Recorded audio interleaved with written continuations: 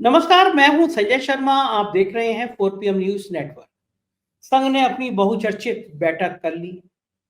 बैठक में नतीजा निकला क्या? क्या सोचा उन्होंने कि आखिर भारतीय जनता पार्टी के किसी नेता की इतनी हिम्मत कैसे हो गई कि लोकसभा चुनाव से पहले उसने कह दिया कि हमें जरूरत नहीं है अब संघ की? क्या इस पे विचार हुआ? क्या इस पे विचार हुआ कि अब देश की स्थिति बदलेगी कैसे? मैंने अभय दुबे जी से इन तमाम मुद्दों पे बात की कि संघ आखिर बदला तो बदला कैसे। किसी जमाने में राजदूत मोटरसाइकिल पे घुमा करते थे संघ के प्रचारक, एक दो जोड़ी कुर्ते पजामे होते थे, किसी व्यक्ति के घर में भोजन करते थे। अब संगठन मंत्री बड़े बड़े बिल्डर के घर में जाते हैं। लखनऊ में एक बिल्डर के यहाँ छापा पड़ा, 400-500 करोड़ की जमीन जब्त हुई। वो बिल्डर के लोग खुलेआम कह रहे चिंता मत करिए भाई साहब, सब सही कर देंगे। भाई साहब मतलब बीजेपी के संगठन मंत्री। ना जाने कितने सहाय लोग असहाय हो गए उन भाई साहब के चक्कर में। इन साहब के यहाँ जो बिल्डर थे, छोटी सी जिंदगी में नौकरी शुरू करके आए थे, उनके दिल्ली में बड़े बड़े अफसर, डीजीपी और तमाम अफसर, एसटीएफ के अफसर, न जाने कितने आईएएस अजी देने लगे कि साहब हो सकता है भाई साहब के कनेक्शन में हमारा भी हो जाए। भाई साहब मतलब संघ से जुड़ा हुआ व्यक्ति, जिस साहब के नोट जले हैं उनके भी कनेक्शन की बातें आने लगी। संघ का जो काम था, वैचारिक काम था, लोगों से जोड़ना, लोगों को लाना। संघ कार्यालय में खिचड़ी बनती थी, ताहरी भोज होता था। भारतीय मजदूर संघ था जो मजदूरों की बात करता था। ऐसा लगता था कि ये शायद कॉमरेडों का संगठन है भारतीय मजदूर संघ। मैंने खुद जाके मजदूरों के हक में भाषण दिए हैं, आंदोलन किए। गायब हो गया, मजदूरों की बात नहीं करती। अभय दुबे जी का मानना है कि संघ अब कारपोरेट की बात ज्यादा करने लगा है। क्या है संघ का वैचारिक रूप? बहुत बढ़िया बातचीत मैंने अभय दुबे जी से की है। चलते हैं अभय दुबे जी के पास। आपसे रिक्वेस्ट है, पहले चैनल को सब्सक्राइब करिए, ज्वाइन करिए, फिर अभय जी की बातें सुनिए। 4 PM न्यूज नेटवर्क में स्वागत है अभय दुबे जी आपका।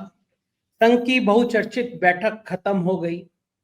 अब अगली बैठक 30 तारीख को, जिसपे सबकी निगाहें हैं प्रधानमंत्री की और मोहन भागवत की। संघ के और भारतीय जनता पार्टी के रिश्ते कुछ कुछ कभी कभी सास बहू टाइप के लगते हैं। हालांकि आप मानते हैं कि संघ बहुत ताकतवर है, भाजपा की हैसियत नहीं है नेता की कि जो कह दे। लेकिन मैं जानना चाहता हूं कि संघ की इस बैठक में क्या इस बात पे विचार नहीं हुआ होगा कि लोकसभा चुनाव से पहले जेपी नड्डा ने कह दिया हमें संघ की जरूरत नहीं है। संघ के इतिहास की ये पहली घटना होगी जब भाजपा के किसी नेता ने सार्वजनिक तौर पे कह दिया हो कि हमें संघ की जरूरत नहीं है। हालांकि मतभेद वाजपेयी जी के टाइम में भी थे, बाला साहब देवरस के और वाजपेयी जी के रिश्ते अच्छे नहीं थे। देखिए कभी भी शायद भाजपा की, ये वाजपेयी की जी की, बीजेपी की किसी की हिम्मत नहीं हुई कुछ जो कहते कि भाई हमें संघ की जरूरत नहीं है। ये जो संघ की वैचारिक बैठक हुई होगी, अभी खत्म हुई है जो, क्या इस पे इस तरह के विषयों की चर्चा हुई होगी? और आपके हिसाब से, आपकी जो जानकारी है उसके हिसाब से संघ ने अब क्या सोचा होगा कि बीजेपी से कैसे निपटना है या बीजेपी को संगठन के तौर पर कैसे कब्जे में लेना है? अभय जी देखिए, भारतीय जनता पार्टी के जरिए संघ सत्ताधारी है इस देश में। संघ की समीकरण क्या है? समीकरण यह है कि भाजपा की वजह से संघ को सत्ता मिलती है, और नहीं, संघ की वजह से भाजपा को सत्ता मिलती है और भाजपा की वजह से संघ सत्ताधारी होता है। तो इसमें एक बड़ा यूनिक किस्म का, एक अनूठे किस्म का रिश्ता बनता है, जिसमें संघ व्यवहारिक रूप से सत्ता के बाहर भी रहता है और अदृश्य रूप से सत्ता के भीतर भी रहता है। अच्छा, इस पूरी प्रक्रिया में एक ऐसा अधखुला समीकरण बनता है जिसके अंदर संघ भाजपा को नियंत्रित भी करता है और साथ में ये भ्रम भी पैदा होता रहता है कि भाजपा नियंत्रित नहीं है बल्कि भाजपा स्वतंत्र है। जैसे कि इसी बैठक के दौरान में संघ के एक बड़े पदाधिकारी ने ऐलान किया कि संघ के सारे संगठन अपना अध्यक्ष चुनने के लिए स्वतंत्र हैं, भाजपा भी अपने अध्यक्ष चुनने के लिए स्वतंत्र है, हमारा उसमें कोई हस्तक्षेप नहीं है, हम उसमें कोई नियंत्रण नहीं करते, संघ का सत्ता से कोई संबंध नहीं है, संघ सत्ता से दूरी बनाकर रखता है। अच्छा, ये बात बिल्कुल नंबर 1 की झूठ बात है। हम सब जानते हैं कि मोदी सरकार के हर मंत्रालय में संघ के लोग काम करते हैं। किसी और पार्टी की सरकार होती, उसके मंत्रालयों में संघ के लोग नहीं काम करते। मोदी सरकार के, और वो लोग सब लोग जानते हैं इस बात को, अखबारों में उनकी लिस्ट छप चुकी है। इसके बावजूद संघ ये कहता है कि हमारा सत्ता से कोई संबंध नहीं है। सब और हर राज्य सरकार में संघ के लोग काम करते हैं। दूसरे, हम सब लोग जानते हैं, मेरा सारी जिंदगी शिक्षा के क्षेत्र और अनुसंधान के क्षेत्र में चला गया है। आप किसी भी व्यक्ति से पूछ लीजिए जो किसी यूनिवर्सिटी में वाइस चांसलर हो या प्रो वाइस चांसलर हो या प्रोफेसर हो या लेक्चरर हो या एसोसिएट प्रोफेसर हो, आप किसी से भी पूछ लीजिए, वो ये बताएगा कि पूरे शिक्षा के क्षेत्र में देश के किसी भी विश्वविद्यालय का वाइस चांसलर संघ की पसंद का ही होता है। हालत यह है कि एक लेक्चरर की नियुक्ति संघ की मर्जी के बिना नहीं हो सकती। लेक्चरर की नियुक्ति नहीं हो सकती। नियुक्ति करने के लिए जो जो जो इंटरव्यू कमेटी बनती है, उस कमेटी की सदस्यता भी संघ तय करता है। शिक्षा का पूरा विभाग जो बहुत ही विशाल है और राज्यों से लेकर केंद्र तक फैला हुआ है, उस विभाग को पूरी तरीके से मोदी जी ने संघ को दे रखा है। ये स्थिति है। इसके बावजूद संघ ये कह रहा है कि हम तो सत्ता से दूर है, और सत्ता से पास कैसे हुआ जा सकता है? तो पहली बात तो यह है कि इस प्रतिनिधि सभा के दौरान संघ, इन लोगों ने इस झूठ का एक बार फिर प्रचार किया कि ये लोग सत्ता से दूर हैं। दरअसल ये लोग ये एक ढोंग है। इस ढोंग का पर्दाफाश करना बहुत जरूरी है। पहली बात तो ये है भाई। दूसरी बात ये है, अब तो संघ खुलेआम कहने लगा है कि हम भाजपा को चुनाव जिताते हैं। पहले भी जिताता था चुनाव, अब तो हर चुनाव की जीत का श्रेय संघ बयान देके ले रहा है, वक्तव्य देके ले रहा है। संघ हरियाणा चुनाव की जीत में संघ वालों ने खुद ही बताया कि हमने ये काम किए, तब भाजपा चुनाव जीती है। दिल्ली चुनाव के लिए उन्होंने बताया कि हमने पंच परिवर्तन का संदेश लेके हम लोगों के पास गए, तब भाजपा चुनाव जीती है। महाराष्ट्र में हमने क्या क्या मास्टर स्ट्रोक मारे, तब भाजपा चुनाव जीती है। ये सब बताया गया। दिलीप देवधर साहब तो अपने व्हाट्सएप ग्रुप के ऊपर, सबके ऊपर ये सब बातें विस्तार से बताते रहते हैं। आप केवल उसी को पढ़ते रहिए तो सब एक सिलसिलेवार आपको पूरा डिस्क्रिप्शन, पूरा वर्णन उसमें मिल जाएगा। और अखबारों में भी छपते हैं उनकी, एक तो वो बड़ा स्रोत है। अखबारों में भी सारी चीजें छपती हैं इस बात की। पत्रकार लोग जाते हैं, उनके प्रचारक और जो भी उनके सरकारवाह वगैरह होते हैं, सब बताते हैं सबके बारे में। तो एक संगठन एक राजनीतिक पार्टी को चुनाव जिताने में स्वघोषित रूप से महत्वपूर्ण भूमिका निभाता है। उसकी सरकार जब बनती है तो सरकार में उसके लोग बैठते हैं हर कदम पर। शिक्षा का पूरा क्षेत्र संघ को दे रखा है बाकायदा। धर्मेंद्र, संघ जब तक संघ रेखांकित नहीं करता, किसी को शिक्षा मंत्री मोदी जी नहीं बना सकते। हाँ, ये बात तो सही है कि शिक्षा पे संघ का नियंत्रण हमेशा से रहा है। वो अच्छा, इसके पीछे कारण क्या है कि संघ क्यों चाहता है? संघ ये मानता है कि शिक्षा के क्षेत्र में नियंत्रण करने से वो जिस प्रकार का समाज बनाना चाहता है, जिस प्रकार का भारत बनाना चाहता है, उसको बनाने में उसको सुविधा प्राप्त होगी। वो उसको एक औजार के रूप में देखता है, एक उपकरण के तौर पर देखता है। ये शुरू से ही उनकी धारणा है। जब अटल बिहारी वाजपेयी प्रधानमंत्री थे तो मुरली मनोहर जोशी इसीलिए शिक्षा मंत्री या मानव संसाधन मंत्री बनाए जाते थे।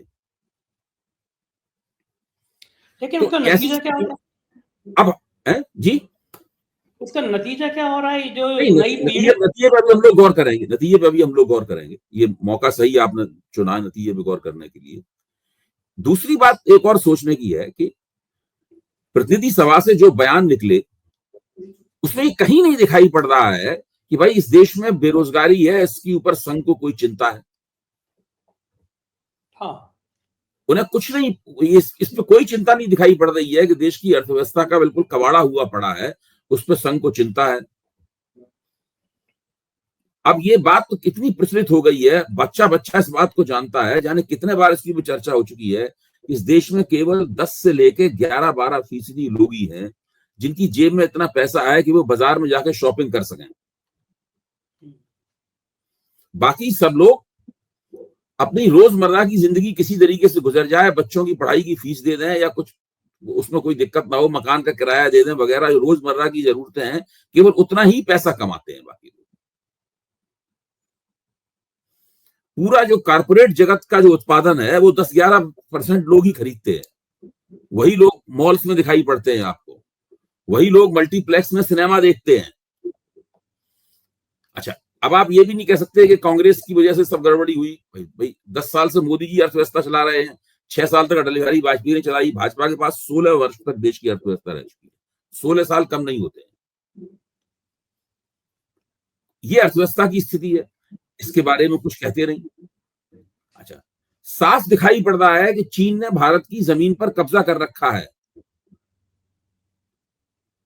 2020 में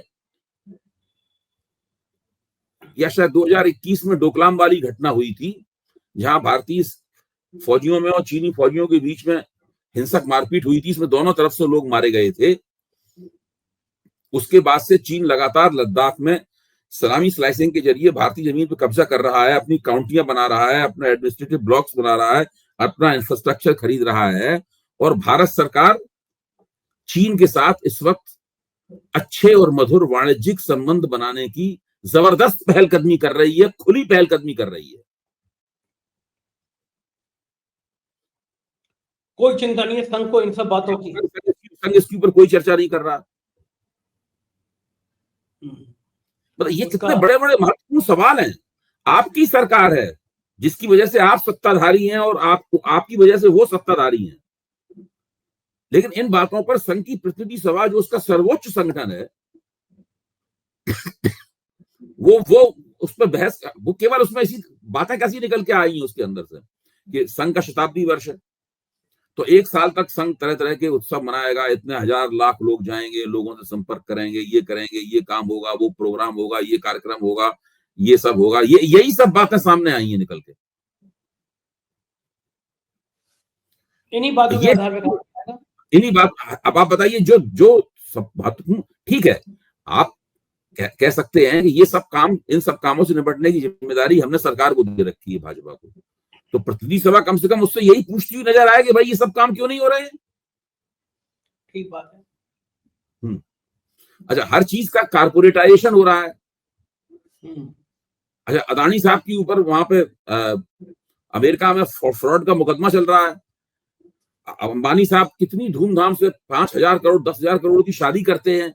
संघ तो सादगी में और सरलता में विश्वास करने की बात करता है। तो उसे देश के पूंजीपतियों को सलाह देनी चाहिए कि भाई आप कुछ तो कम से कम भारतीय परंपराओं का ख्याल रखिए। मुझे अच्छी तरीके से याद है कि एक बार गुरु गोलवलकर एक स्वयंसेवक के यहाँ शादी में गए, तो वहां पर उन्होंने जो भव्यता, धूमधाम और गाजा बाजा देखा, नाच गाना देखा, तो उससे वो बड़े व्यथित हुए। उन्होंने कहा कि भाई मैं तो इस तरह के कार्यक्रमों में आना मुझे नहीं अच्छा लगता है। मैं तो समझता हूँ ये सब जितने कार्यक्रम हैं बहुत कम खर्चे में होने चाहिए, इसमें इसकी कोई आवश्यकता नहीं है। तो ये सब जो पूरी, आखिरकार संघ के देश में होने का लाभ क्या है? केवल आप बार बार वो कहते हैं कि हिंदू समाज के पुनर्जागरण के लिए काम कर रहे हैं। पुनर्जागरण का तरीका क्या है? केवल ये उनके सामने जाओ, शिवाजी और राणा प्रताप के गाने गाओ उनके सामने, मुसलमानों के खिलाफ बोलो, बस यही पुनर्जागरण का तरीका। इसके अलावा पुनर्जागरण का और कोई तरीका है ही नहीं आपके पास। हिंदू गौरव की बातें करो, हिंदू गौरव की बातें करो। भाई कुछ तो जो देश की बुनियादी समस्याएं हैं उनके ऊपर कुछ तो विचार कीजिए आप। अच्छा, मैं ये पूछना चाहता हूँ कि मान लीजिए ये जो एजुकेशन सिस्टम है, संघ ने 11 सालों से कब्जा लिया है। यूनिवर्सिटी के वाइस चांसलर, यूनिवर्सिटी के लेक्चरर सब संघ से पूछ के होते हैं, संघ की कृपा पे होते हैं। तो जो ये लेक्चरर हैं, ये जो वाइस चांसलर हैं, जिस जनरेशन को पढ़ा रहे हैं, जिस पीढ़ी को वो सामाजिक बोध करा रहे हैं, समाज की चिंता करा रहे हैं, वो पीढ़ी कर क्या रही है? पिछले 5-6 सालों से हम उस पीढ़ी को देख रहे हैं। किसी के घर पे झंडा उतार दो, झंडा लगा दो, किसी के घर पथराव कर दो, मस्जिद के बाहर नारे लगा दो। इसके अलावा कोई आपको वैचारिक दृष्टि पे बहुत बड़ा कोई शोध कर रहा हो, कोई व्यक्ति वैचारिक कहीं बैठ के हो रही हूँ। मैं तो देखता था कि अभय की उस दौर में जब मैं पढ़ाई किया करता था, हर जिले में लाइब्रेरी हुआ करती थी।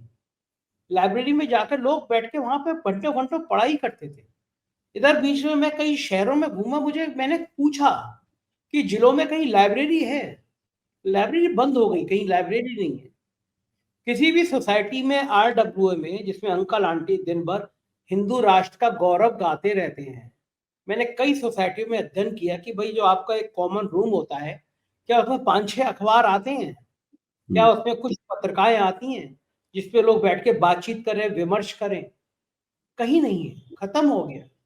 तो क्या संघ ने वैचारिक रूप से यही बताया कि भैया झंडा उतार दो, हरा वाला और केसरिया वाला लगा दो, कावड़ देखिए यात्रा ले देखिए संघ जैसे संगठन होते हैं, उनके अंदर एक खास प्रवृत्ति होती है, ये बहुत ज्यादा अध्ययन मनन के लिए प्रोत्साहन नहीं देते। वो मानते हैं कि व्यक्ति ज्यादा पढ़ेगा, इधर उधर की बातें उसके दिमाग में आएंगी, ज्यादा उनके दिमाग में सवाल पैदा होंगे तो ज्यादा सवाल पूछेगा, और संतुष्ट नहीं होगा तो वो छोड़ जाएगा संगठन, साथ में अपने साथ 2 लोगों को और ले जाएगा। तो ये इस संघ जो है वो इस प्रकार की अध्ययन मनन पढ़ाई को बढ़ावा नहीं देता है। आप संघ के जिला स्तर के किसी कार्यालय में जाइए, आप नहीं पाएंगे कि वहां कोई बड़ी लाइब्रेरी है। उसमें एक छोटी सी अलमारी होगी, उस अलमारी के अंदर डॉक्टर हेडगेवार की जीवनी होगी, गुरुजी की जीवनी होगी, कुछ और दूसरा विवेकानंद की ऊपर एक आध किताब होगी, 5-6 जो हस्तियां और शख्सियतें हैं उनके बारे में कुछ होगी बातें, और इससे ज्यादा कुछ नहीं होता है। तो संघ के स्वयंसेवक, संघ का जो प्रचारक होता है, उसका ज्ञान और ज्ञान की सीमा बहुत छोटी है, बहुत संकीर्ण होती है। उससे ज्यादा अगर वो पढ़ने लगेगा तो शायद वो जीवनदानी प्रचारक रह भी नहीं जाएगा, फिर उसके दिमाग में सवाल उठेंगे ना, क्योंकि अध्ययन हमेशा प्रश्नों को जन्म देता है, जिज्ञासाओं को जन्म देता है, और प्रश्न और जिज्ञासाओं का समाधान करना इस प्रकार के संगठन के लिए बहुत मुश्किल है। हाँ, भाई एक सवाल तो लोग पूछ ही सकते हैं कि भाई हम सब लोग तो गांधी जी के विरोध की खुराक पर पले हैं, तो अब गांधी जी संविधान के विरोध की खुराक पर पले हैं, अब उनको कैसे समर्थन दिया जा रहा है, अब उनको कैसे राष्ट्रपिता मान लिया गया है, अब संविधान के लिए कस्में कैसे खाई जा रही हैं, ये सब सवाल उठेंगे। इन सब का समाधान करना बहुत मुश्किल है। इसलिए जो आप बात कह रहे हैं, अब इन्होंने जो पीढ़ी बनाई है, इसमें ये थोड़े से उलझनों के शिकार भी हो गए हैं। इसकी इन्हें उम्मीद नहीं थी। अभी पिछले लोकसभा चुनाव जो हुआ, तो लोकसभा चुनाव का जो डेटा आया है, उस डेटा ने बताया है कि वो नौजवान पीढ़ी ने भी भाजपा के खिलाफ काफी वोट किया है। तो इस बात को लेकर ये लोग चिंतित भी हैं कि भाई शिक्षा का क्षेत्र तो पूरी तरह हमारे हाथ में है, वोट उधर जा रहा है। हाँ, वोट पूरा मिल नहीं रहा है उसके हिसाब से। अच्छा, दूसरा, जो सरकार ने लाभार्थी बनाए थे, तो लाभार्थियों के वोट भी पूरे नहीं मिले। अगर नौजवानों के वोट पूरे मिल जाते और लाभार्थियों के वोट पूरे मिल जाते तो चुनाव इस तरह थोड़ा ना हारते। तो ये भी एक समस्या है। तो इसलिए आपस अंदर ही अंदर इस बात को लेकर ये कहीं चिंतित भी है कि बात जो है पूरी तरह बन नहीं पा रही है।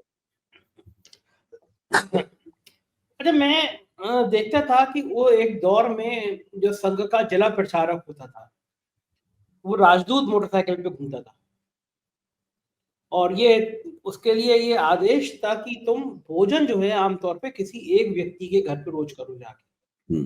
उसके पीछे वैचारिक दृष्टिकोण ये होता था कि जो भोजन कराएगा उसके परिवार से आप मिलोगे। प्रचारक सबसे मिलता था, मतलब घर के मुखिया से मिलता था, पत्नी से मिलता था, बच्चों से मिलता था। जो नौजवान होते थे उस संघ कार्यालय में ताहिरी भोज होता था, खिचड़ी बनती थी। इससे वो एक यंग जनरेशन को और एक परिवारों को कर ले, बिल्कुल सादगी से रहता था। बड़ा सा एक पजामा, बड़ा से मोरी का कुर्ता। अब मैं संघ के प्रचारक को देखता हूँ, खासतौर से जो संघ से बीजेपी में संगठन मंत्री गए हैं, भैया जी उनको जो कहते हैं, भैया जी। तो भैया जी के गले में अब सोने की मोटी चैन आने लगी है, बढ़िया घड़ी पहनते हैं वो, पेन बहुत अच्छा होता है, चश्मा बहुत अच्छा होता है, और कुछ वो बड़े लोगों के संपर्क में रहते हैं। जैसे लखनऊ को उदाहरण बताऊं, लखनऊ में रियल एस्टेट की बड़ी कंपनी है, इनकम टैक्स का छापा पड़ा, कहीं 500 करोड़ की उनकी जमीनें जब्त हुई। वहां पे एक साय साहब ने कई लोगों का साय बता दिया कि भैया जी से हमारे बड़े अच्छे रिश्ते हैं। और फिर वो इनकम टैक्स में उन्होंने कहा कि अरे हम तो निपटा लेंगे, भैया जी हैं तो हम निपटा लेंगे, कोई समस्या ही नहीं।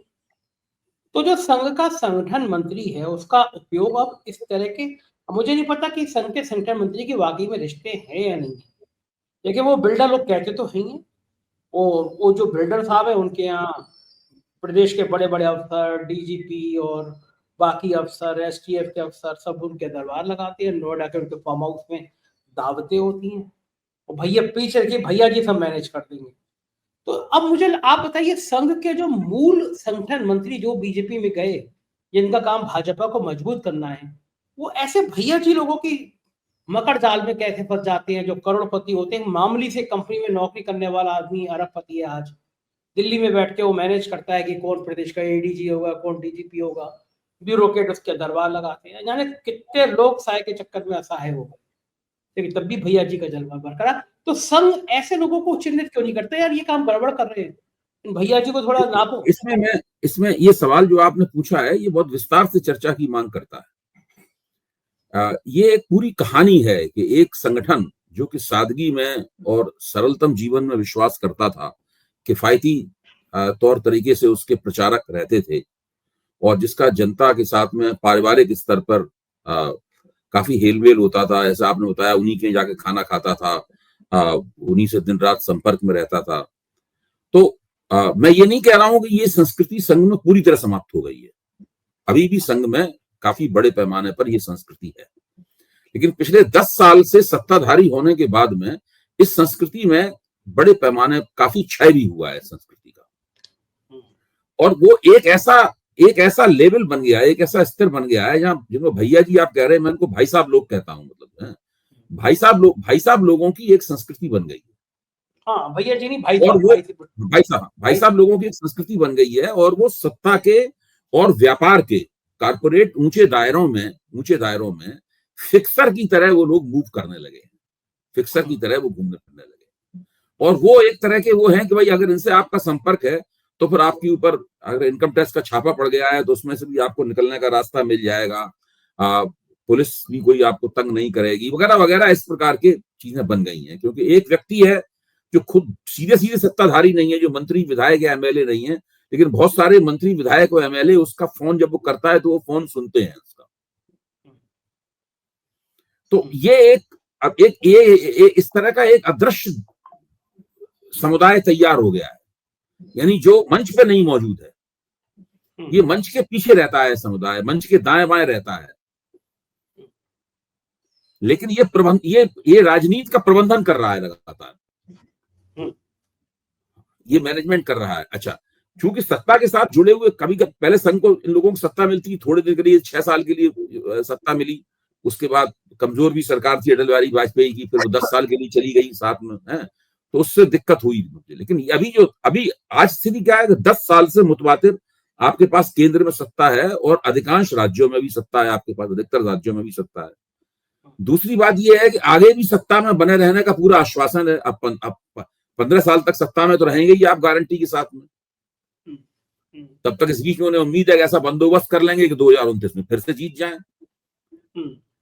तो ये और दावा ये है कि हम 50 साल तक सत्ता में रहेंगे, जो अमित शाह ने अपना मशहूर दावा किया भी है। तो ऐसी स्थिति में जाहिर है कि लोगों की संघ के इस तरह के जो प्रबंधक हैं, जो प्रचारक पहले थे अब राजनीतिक प्रबंधक हो गए हैं, तो इनकी जीवन शैली भी बदली है। उनकी उंगलियों में अंगूठियां आई हैं, उनके गले में सोने की चेनें आई हैं, उनका चश्मा बेहतर हुआ है, वो उम्दा किस्म की घड़ियां बांधने लगे हैं, वो स्कूटर या मोपेड पे चलने की बजाय अब वो फॉर्च्यूनर में चलने लगे हैं। ये सब होने लगा है सारा का सारा। उसके बाद संघ के दफ्तरों में बहुत बड़े पैमाने पर भव्यता आई है। अभी झंडे वालान पे 150 करोड़ रुपए की लागत से एक घर बना है, इसके अंदर सैकड़ों कमरे हैं, सैकड़ों कारें उसमें पार्क हो सकती हैं। एक बिल्डिंग बनी है, बहुत बड़ी भवन बना है उनके दफ्तर का। फिर अभी संघ के जो तमाम संगठन है उनको बड़े बड़े दफ्तर प्राप्त हुए हैं। संस्कार भारती को आईटीओ पे एक बहुत बड़ा दफ्तर प्राप्त हुआ है। ये सारी प्रक्रियाएं जारी हैं। जिस तरीके से भारतीय जनता पार्टी हर जगह अपना भव्य 5 स्टार ऑफिस बना रही है, उसी तरह संघ के संगठनों के दफ्तर भी बहुत बड़े बड़े और भव्य होते जा रहे हैं। तो इस पूरी प्रक्रिया में नतीजा ये निकलेगा अभी कुछ दिनों बाद कि संघ की जो किफायतशारी की, सादा जीवन की जो संस्कृति थी, वो संस्कृति धीरे धीरे करके समाप्त हो जाएगी। और उसमें क्षय तो बहुत तेजी के साथ हो रहा है, इस चीज से बचा नहीं जा सकता है किसी भी कीमत पर। ये संघ की वैचारिक जो पृष्ठभूमि है, वैचारिक धारा है, उसको भी प्रभावित करेगा। अब ये देखने वाली बात होगी। देखिए, जहां तक पैसे से संघ के संबंध की बात है, संघ कभी भी पूंजीवाद का विरोधी नहीं रहा है। संघ कभी भी अमीर आदमियों के खिलाफ कोई भी संघर्ष चलाने का समर्थक नहीं रहा है, अमीरी के खिलाफ। संघ उस तरीके से गरीबी की बात जैसे समाजवादी उठाते हैं और दूसरे लोग उठाते रहे हैं, उस तरह गरीबी की बात नहीं उठाता है संघ। तो संघ ने कभी पूंजीवाद की आलोचना की हो, भारत में कोई कारपोरेट कल्चर जो है उसका और उसने कोई क्रिटिसिज्म पेश किया हो, ऐसा सुनने में कभी नहीं आया है। जो संघ की सरकारें हैं वो हमेशा कारपोरेट जगत के पक्ष में रही हैं बहुत बड़े पैमाने पर। तो उन्हें इस चीज से बहुत ज्यादा असहज भी नहीं है। जो कारपोरेट कल्चर है, कारपोरेट कल्चर के प्रति वो विचारधारात्मक रूप से असहज नहीं है। ग्लोबलाइजेशन जब हुआ था तब थोड़े असहज वो दिखाई पड़े थे। जब सुदर्शन जी संघ के सरसंघ चालक थे तो ग्लोबलाइजेशन के प्रति असहज दिखाई पड़े थे। तो स्वदेशी जागरण मंच था, उन्होंने बहुत सक्रिय था और अटल बिहारी वाजपेयी सरकार की आलोचनाएं किया करता था। लेकिन अब तो उसके मुंह पे भी ताला मार दिया गया है, अब वो बात भी नहीं रही, वो पुरानी बात पड़ चुकी है। धीरे धीरे संघ के लोग उस पूरे समयावधि को भूल चुके हैं। एक भारतीय मजदूर संघ था, मजदूरों को वाकई में मजदूरों की बात करता था। मैंने भी वहां पे आके भाषण दिए हैं, मजदूरों के हक में भाषण दिए हैं कि भाई मजदूरों को समानता का अधिकार मिलना चाहिए। तो मैंने कई भाषण दिए उनके साथ। अब तो गायब हो गया, मजदूरों की बात ही नहीं करता कोई आदमी। तो अब क्या संघ मजदूरों की जगह अब वो पूंजीपतियों की बात करने लगा है? देखिए, इसमें है क्या कि भारतीय मजदूर संघ, भाजपा अगर दावेदारियों को देखा जाए तो देश की सबसे बड़ी ट्रेड यूनियन ऑर्गेनाइजेशन है। ये एटक, इंटक और C2, ये जो कांग्रेस की, सीपीआई की और सीपीएम की ट्रेड यूनियन है, इनसे भी बड़ा आकार में संगठन माना जाता है इसको। चूंकि वर्किंग क्लास का मूवमेंट, मजदूर वर्ग का आंदोलन देश में कमजोर हुआ है और अब उस तरीके से हड़तालें वगैरह नहीं होती, उनके संघर्ष नहीं होते है, तो इसलिए भारतीय मजदूर संघ पता नहीं क्या गतिविधियां चलाता है, पता ही नहीं चलता है वास्तव में। सही बात है आपकी। बहुत लंबे समय से मैंने नहीं देखा कि मजदूर संघ का नाम और निशान आए। तो कुल मिला के ये कहा जा सकता है कि अब संघ बिल्कुल बदल रहा है, जैसे मोदी जी ने देश को बदल दिया, अब संघ भी नहीं, संघ में परिवर्तन बहुत बड़े बड़े हैं। इसीलिए मुझे ताज्जुब होता है कि आप कहते हैं हम जनता से संपर्क करेंगे। जनता से संपर्क करके ये कहते क्या है? शिवाजी राणा प्रताप ही चलता है, रक्त शिराओं में राणा का रह रहे आज हिलोरें लेता, मातृभूमि का कण कण तरण तरण मुझको आज निमंत्रण देता, इसी प्रकार के गाने गाए जाते हैं। 80 घाव लगे थे तन में फिर भी व्यथा नहीं थी मन में, इस प्रकार की बातें की जाती हैं। या वास्तव में देश और समाज की कुछ समस्याओं के बारे में विचार भी किया जाता है लोगों से? बातें इस तरह की जाती हैं और भाई साहब लोग माल गिनने में लगे रहते हैं। बहुत बहुत शुक्रिया अभय जी, बढ़िया बातचीत के लिए, थैंक यू। ये थे अभय दुबे जी। पूरी बातचीत आपने सुनी, आपको भी लगता होगा कि अब रूप बदल गया है, शैक्षिक व्यवस्था हाथ में ली, नौजवानों को भटका दिया। आप क्या सोचते हैं कमेंट में जरूर बताइएगा, मुझे आपकी राय का इंतजार रहेगा। शुक्रिया, थैंक यू।